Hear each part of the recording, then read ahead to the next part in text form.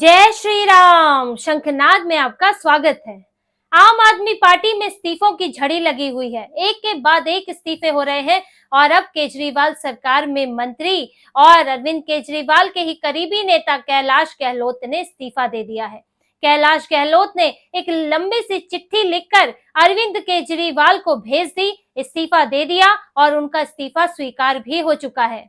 अरविंद केजरीवाल के लिए ये इस्तीफा किसी पूर्व विधायक, किसी कार्यकर्ता, किसी नेता से कहीं ज्यादा बड़ा है, क्योंकि कैलाश गहलोत ना तो सिर्फ उनके खास मंत्री हैं बल्कि उनके राजदार भी हैं। कैलाश गहलोत के पास कई विभाग थे, परिवहन विभाग उनके पास, इंफॉर्मेशन टेक्नोलॉजी, एडमिनिस्ट्रेटिव विभाग और वुमेन एंड वेलफेयर भी था उनके पास, और वो कई जिम्मेदारियां संभाल रहे थे। और ये सिर्फ एक मंत्री का इस्तीफा नहीं है, इससे पहले पिछले कुछ महीनों में आम आदमी पार्टी में 2 मंत्री इस्तीफा दे चुके हैं। एक इससे पहले राजकुमार आनंद ने इस्तीफा दिया था, जो दलित नेता है, वो भी कई विभाग संभाल रहे थे, SC/ST से जुड़ा विभाग भी संभाल रहे थे। उससे पहले राजेंद्र पाल गौतम इस्तीफा दे चुके हैं, जो 2022 तक मंत्री थे और उनकी जगह उनके विभाग जो है राजकुमार आनंद को दिए थे। तो ये दोनों जो नेता थे वो दलित नेता थे और ये जो तीनों ही मंत्री पद वाले नेता थे, और इन्होंने आम आदमी पार्टी से इस्तीफा दे दिया है। केजरीवाल को बड़ा झटका लगा है। एक तरफ अभी MCD में उन्हीं के ही विधायकों, पार्षदों ने क्रॉस वोटिंग की। इससे पहले कई पार्षद बीजेपी में चले गए हैं, कुछ विधायक, एक विधायक जो है वो कांग्रेस में चले गए हैं और अब मंत्री यहां से विदाई ले रहे हैं। तो अरविंद केजरीवाल अब अपनी पार्टी में, उनकी पार्टी में इस वक्त तूफान मचा हुआ है। और कैलाश गहलोत जिस तरह की बातें कहकर गए हैं, यानी चिट्ठी में जो उन्होंने समस्याएं गिनाई है, केजरीवाल की राजनीति पर सवाल उठाया है, उससे दिख रहा है कि पार्टी के अंदर इस वक्त कैसा माहौल है। और आम आदमी पार्टी ने जो भ्रष्टाचार किया, जिस तरह की अभी राजनीति चल रही है इनकी, और काम वाम छोड़ के चुनाव प्रचार में जुट गए हैं, उससे पार्टी के नेताओं को, विधायकों को कितनी परेशानी हो रही है ये सामने आता है। उन्होंने 3 मुद्दे उठाए हैं। पहला अधूरे वादे, दूसरा शीश महल को लेकर आई हुई शर्मिंदगी और तीसरा केंद्र सरकार से लड़ते रहना। आप ये देखिए उन्होंने चिट्ठी में क्या बातें कही हैं। पहली बात, हमारी लोगों के प्रति जो प्रतिबद्धता थी उस पर राजनीतिक महत्वाकांक्षा हावी हो गई है। इसके कारण कई वादे अधूरे रह गए हैं, जैसे यमुना नदी को साफ करने का वादा जो पूरा नहीं हुआ और अब यमुना नदी पहले से ज्यादा गंदी हो चुकी है। इसके अलावा दूसरी बात, शीश महल को लेकर भी कई विवाद हुए और हमें उससे शर्मिंदा होना पड़ा। इससे लोगों को हमारे आम आदमी होने के दावे पर शक होने लगा है। तीसरी बात, सबसे ज्यादा दुखदाई तो ये है कि हम लोगों के अधिकारों के लिए लड़ने की बजाय सिर्फ अपने राजनीतिक एजेंडे के लिए लड़ रहे हैं। हम लोगों को बुनियादी सुविधाएं भी नहीं दे पा रहे हैं। अगर दिल्ली सरकार अपना ज्यादातर समय केंद्र सरकार के साथ लड़ने में लगाएगी तो दिल्ली का विकास नहीं हो पाएगा। अब कैलाश गहलोत ने ये जो 3 अहम बातें कही हैं, यही सवाल आम आदमी पार्टी पर इस समय उठ रहा है कि जो वादे किए थे, यमुना नदी को साफ कर देंगे, दिल्ली में झीलें बनाएंगे, सड़कें साफ रहेंगी, ड्रेनेज सिस्टम बदल जाएगा, वो सब धराशायी हो गया है। अभी राजेंद्र नगर में जिस तरह से वहां पर छात्रों की मौत हुई, इनके खराब ड्रेनेज सिस्टम के कारण, MCD के काम ना करने के कारण, वो सबके सामने आया। यमुना की गंदगी इस वक्त सामने आई।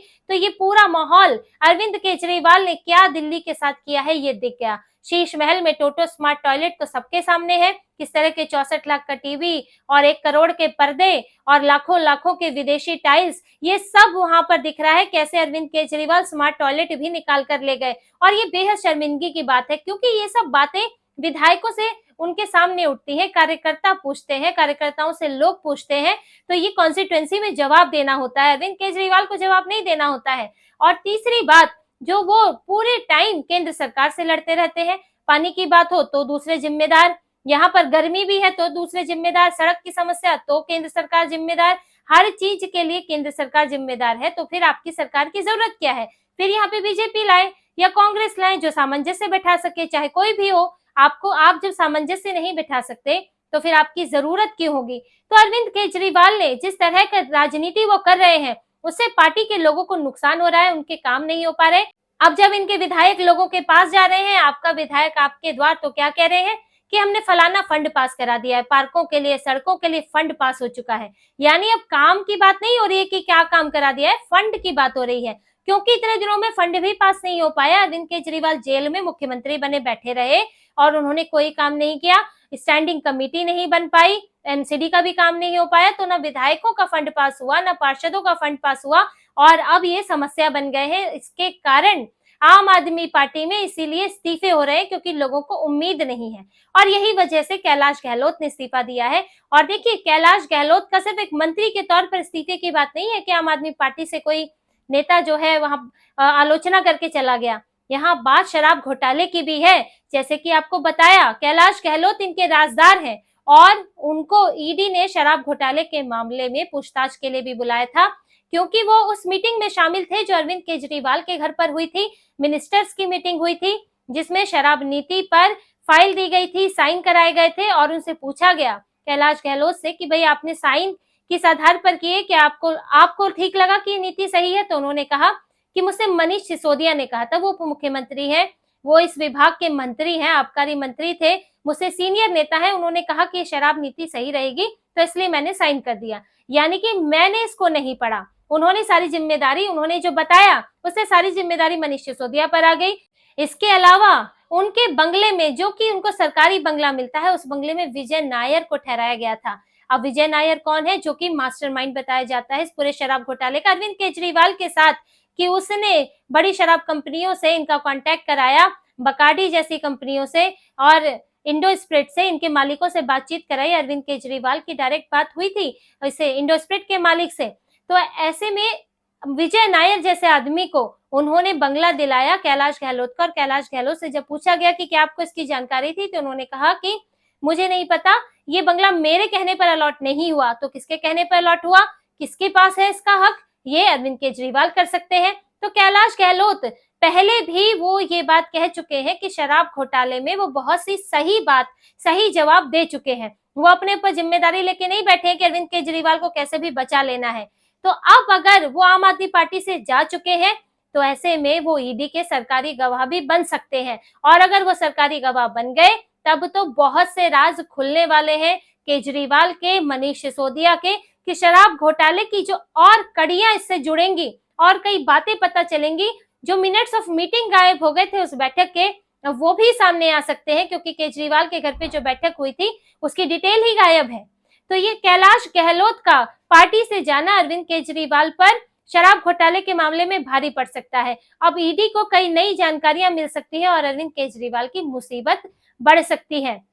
लेकिन इससे ज्यादा बड़ी अब इस वक्त उनके सामने समस्या ये है कि चुनाव सिर पर है और पार्टी के नेता इस्तीफे पर इस्तीफे दिए जा रहे हैं।